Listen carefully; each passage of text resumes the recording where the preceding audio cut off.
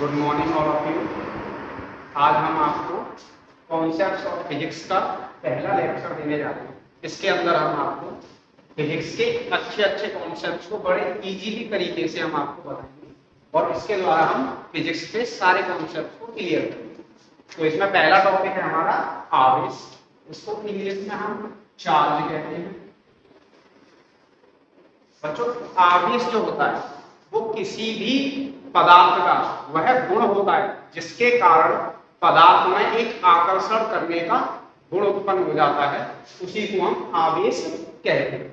आवेश की शुरुआत सबसे पहले हुई थी कि जब किसी एवोनाइट की छड़ को, एवोनाइट एक धातु होती है, इसकी छड़ को जब हम बिल्ली की खाल से रगड़ते हैं, बिल्ली की खाल से रगड़ते हैं तो इसमें एवोनाइट की छड़ से कुछ इलेक्ट्रॉन बिल्ली की खाल पर चले जाते हैं और एवोनाइट की छड़ में एक आकर्षण बल उत्पन्न हो जाता है, जिसे हम आकर्षण गुण कहते हैं। आकर्षण गुण उत्पन्न हो जाता है, इसी को हम बाद में आवेश कहते हैं। ये जो आकर्षण गुण होता है इसी को हम आवेश कहते हैं।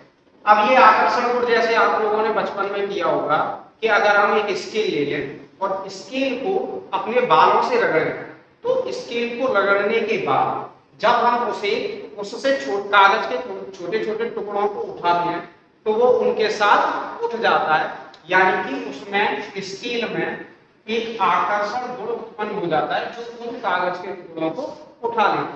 तो इसी को हम कहते हैं कि स्केल जो है वो आवेशित हो चुकी है और इसी गुण को हम आवेश कहते हैं।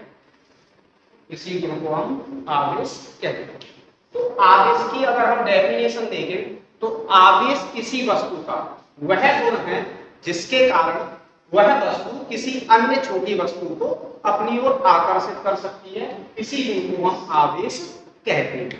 अब देखिए, आवेश के कारण यानी कि आवेश जब प्रवाह होता है, आवेश का जब प्रवाह होता है तो इसके कारण वैद्युत धारा उत्पन्न होती है।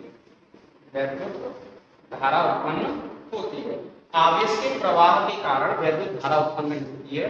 इसका मतलब अगर हम वैद्युत धारा की परिभाषा लिखना चाहते हैं तो वैद्युत धारा होती है किसी परिपथ में, वैद्युत धारा होती है किसी परिपथ में आवेश प्रवाह की दर को, यानी कि समय के सापेक्ष कितना आवेश प्रवाहित हुआ, इसको हम वैद्युत धारा कहते हैं। तो वैद्युत धारा की परिभाषा अगर हम लिखना चाहें तो उसमें लिखेंगे कि आवेश प्रवाह की दर, आवेश प्रवाह की दर को वैद्युत धारा कहते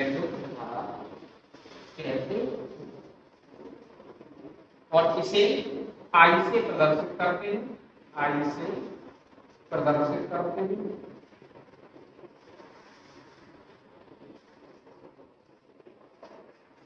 और दोस्तों एक इंपोर्टेंट बात इसमें यह है कि वैद्युत धारा जो होती है, हालांकि इस वैद्युत धारा में दिशा भी होती है, लेकिन वैद्युत धारा अदिश राशि होती है। ये आज का हमारा कॉन्सेप्ट है कि वैद्युत धारा दिशा होते हुए भी अदिश राशि क्यों होती है, इसको हम पहले क्लियर करेंगे, उसके बाद हम इसके बारे में जानेंगे।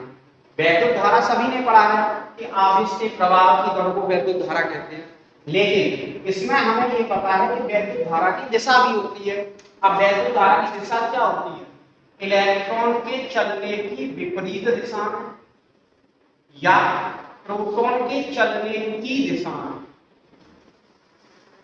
वैद्युत धारा की दिशा को कहते हैं। ठीक है, तो अगर वैद्युत धारा में दिशा भी है तो ये अदिश राशि कैसे हुई, आज हम इस कॉन्सेप्ट को क्लियर करेंगे। क्योंकि देखो, आवेश और वैद्युत धारा ये तो आपको किताबों में भी मिल जाएगा, हर कोई पढ़ा देता है, लेकिन हमारा कॉन्सेप्ट आज ये है कि वैद्युत धारा, क्योंकि इसमें दिशा भी है लेकिन फिर भी ये अदिश राशि क्यों है, हम इसके बारे में थोड़ा सा अध्ययन करेंगे। देखिए, वैद्युत धारा तो हमने 10th स्टैंडर्ड में ही पढ़ा है। राशियां दो प्रकार की होती हैं, सदिश राशियां और दूसरी होती है अदिश राशियां। तो इनके बारे में हम 10th स्टैंडर्ड में पढ़ चुके हैं कि सदिश राशियां वे भौतिक राशियां जिनको व्यक्त करने के लिए दिशा और परिमाण दोनों की आवश्यकता होती है, सदिश राशियां कहलाती हैं। और अदिश राशियां वे भौतिक राशियां जिनको व्यक्त करने के लिए केवल परिमाण की आवश्यकता होती है, उन्हें हम अदिश राशि कहते हैं। यानी कि इसमें दिशा व परिमाण होगा और इसमें केवल परिमाण होगा। तो इसका मतलब अब ये हमारी जो जानकारी है ये अधूरी है। कैसे कि वैद्युत धारा, अब वैद्युत धारा में अगर हम कहें कि 10 एम्पीयर की वैद्युत धारा है तो 10 एम्पीयर में 10 जो है वो हमारा परिमाण है, इसमें 10 जो है वो परिमाण है। और क्योंकि धारा की दिशा भी होती है इलेक्ट्रॉन के बहने की विपरीत दिशा, तो इसका मतलब क्या है कि इसमें परिमाण भी है और दिशा भी है। तो इस हिसाब से यह वैद्युत धारा सदिश राशि होनी चाहिए। लेकिन यहां पर क्या होता है कि सदिश राशि की जो एक्चुअल डेफिनेशन है वो अभी हम अधूरी डेफिनेशन पढ़ रहे हैं। इसमें एक और पॉइंट पर लगा होता है कि सदिश राशियां वे भौतिक राशियां होती हैं जिनको व्यक्त करने के लिए दिशा के साथ साथ परिमाण की आवश्यकता होती है और वे सदिश के योग के नियम का भी पालन करती हैं। सदिश के योग के नियम का पालन करती हैं। जिन भौतिक राशियों में ये तीनों गुण होते हैं, यानी कि जिनमें दिशा हो, परिमाण हो और वे भौतिक राशियां सदिश के नियम का पालन भी करें, इनको हम सदिश राशियां कहते हैं। अब हम देखेंगे कि ये वैद्युत धारा जो है ये अदिश राशि क्यों है। देखिए क्योंकि इसमें 10 एम्पीयर है तो 10 इसका परिमाण हो गया और इसमें दिशा भी है। लेकिन वैद्युत धारा जो होती है वो सदिश के योग के नियम का पालन नहीं करती है। अब इसको हम एक एग्जांपल से समझेंगे तब समझ में आएगा कि ये क्यों सदिश के नियम का पालन नहीं करती है। जैसे हमें पता है कि सदिश राशि क्या होती है, जैसे कि बल जो है वो सदिश राशि है। अगर किसी वस्तु पर m द्रव्यमान है और इस पर दो दिशाओं में बल लगा हुआ है F1 और एक लगा हुआ है विपरीत दिशा में F, तो आपको पता है कि सदिश राशियां दिशा के साथ में परिमाण को भी व्यक्त करती हैं। इसका मतलब जब दो सदिश बराबर और विपरीत हों, F1 और F2 का परिमाण अगर बराबर है और ये विपरीत दिशा में है तो एक दूसरे को निरस्त कर देती हैं और इसका मतलब इस m द्रव्यमान पर लगने वाला कुल बल जो होगा वो शून्य होगा।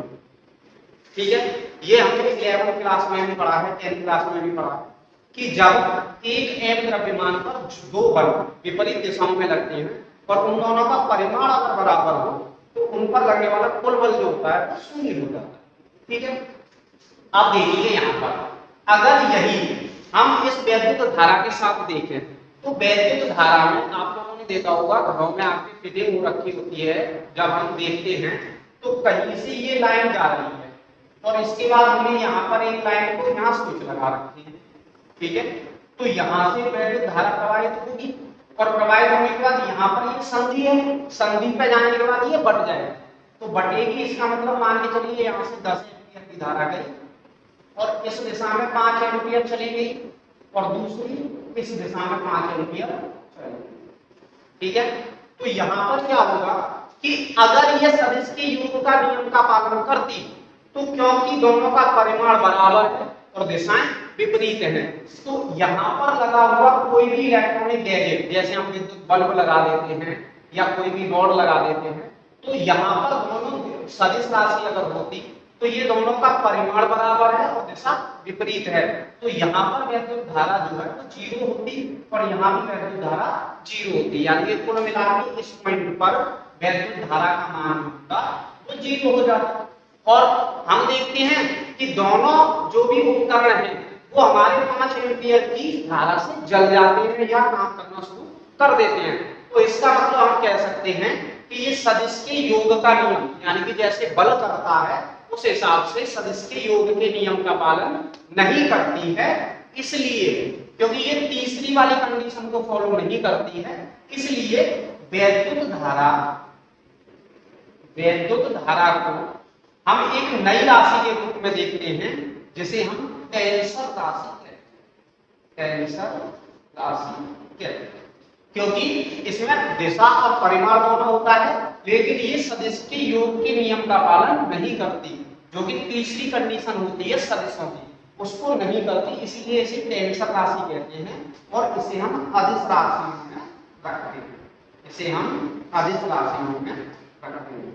तो इसका मतलब ये है कि हाँ, हमने आज ये सीखा कि वैद्युत धारा जो हम 11th और 10th में पढ़ के आए हैं कि सदिश राशियां भी होती है जिनमें दिशा और परिमाण होता है, ये हमारी अधूरी जानकारी थी। तो आज हमने इस जानकारी को पूरा किया और हमें ये बताया कि सदिश राशियों वे राशियां होती हैं जिनमें दिशा व परिमाण के साथ साथ वे सदिश के योग के नियम का पालन भी करती हैं। तो हमें आज ये कॉन्सेप्ट क्लियर हुआ कि वैद्युत धारा एक अदिश राशि या टेंसर राशि क्यों है। तो बच्चों, इसी तरीके के और सारे कॉन्सेप्ट्स को क्लियर करते हुए हम आपके सामने लेके आएंगे रोजाना एक लेक्चर। और अगर आपको ये चैनल अच्छा लगा हो तो लाइक करें, सब्सक्राइब करें। धन्यवाद। जय हिंद।